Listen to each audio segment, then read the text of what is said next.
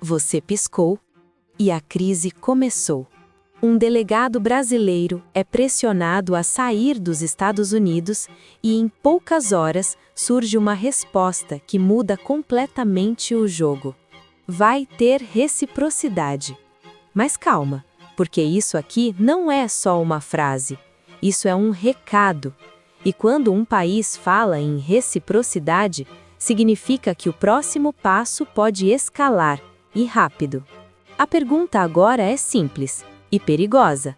O Brasil vai peitar os Estados Unidos? Ou isso tudo é só o começo de uma negociação silenciosa que pode virar uma das maiores tensões diplomáticas dos últimos anos? Fica até o final, porque o que está por trás dessa história é muito maior do que parece. Um jogo de poder. E o Brasil entrou em campo. Começa assim: uma decisão lá fora, uma reação aqui dentro, e de repente o clima esquenta entre duas das maiores potências do continente. E no meio disso tudo, uma frase. Uma frase que muda o tom da conversa inteira. Se houve abuso, vai ter reciprocidade. Agora para tudo, porque essa palavra, reciprocidade, não é qualquer coisa. Isso, na prática, é um aviso. É o tipo de frase que na diplomacia significa: se vier para cima, a resposta vem.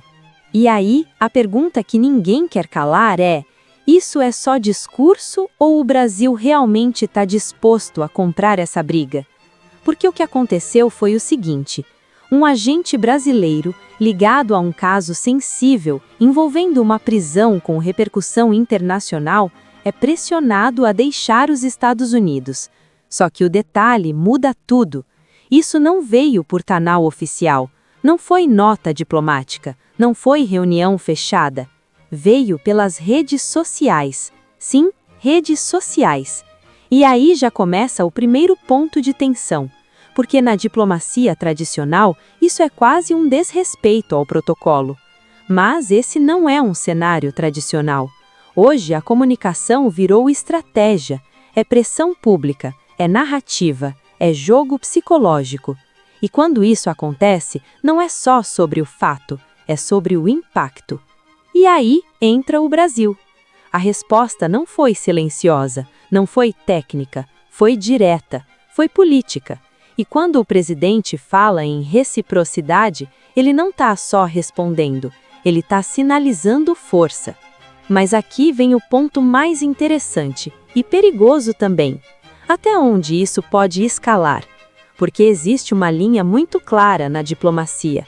Começa com desconforto, passa por sinalização, vira pressão e, se ninguém recua, vira confronto. Só que atenção, confronto diplomático não é guerra, mas pode gerar consequências reais: sanções, desgaste político, impacto econômico, perda de espaço internacional. E aí entra a estratégia, porque diferente do que muita gente pensa, nem sempre responder mais forte significa sair ganhando. Às vezes o jogo é outro, e é aqui que o cenário fica ainda mais interessante. Os Estados Unidos, nesse momento, têm problemas muito maiores no radar: conflitos internacionais, disputas comerciais gigantes, pressões internas, eleições se aproximando, ou seja, o Brasil não é prioridade máxima, e isso muda completamente o tabuleiro.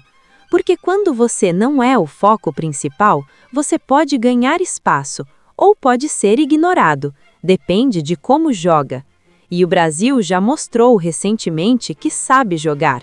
Na crise das tarifas, por exemplo, a estratégia foi firme, mas calculada. Resultado, conseguiu negociar. Agora, será que o mesmo roteiro funciona aqui? Essa é a grande dúvida, porque dessa vez o tema é mais sensível.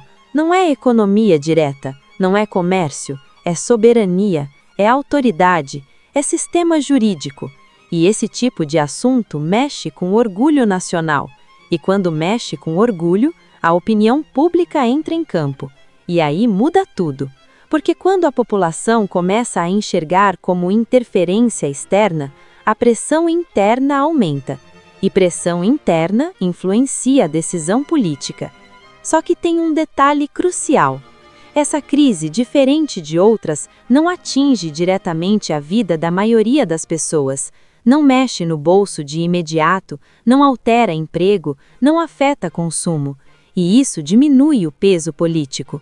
Ou seja, é uma crise grande no discurso, mas limitada no impacto direto. E isso pode ser decisivo, porque no fim das contas, toda decisão passa por uma pergunta simples: vale a pena escalar ou é melhor negociar?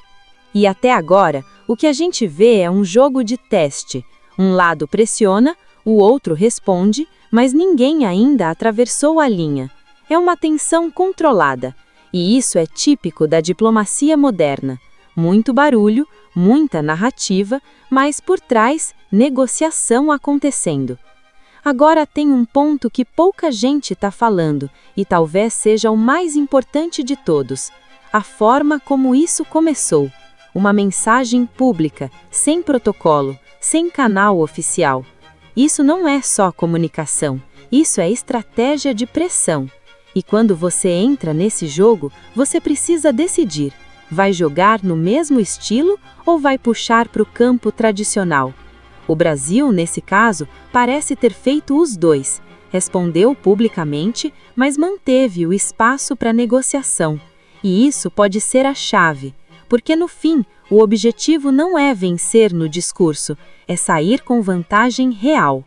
Agora vem a pergunta final: isso vai escalar ou vai esfriar? Se a história recente serve de pista, a tendência é negociação.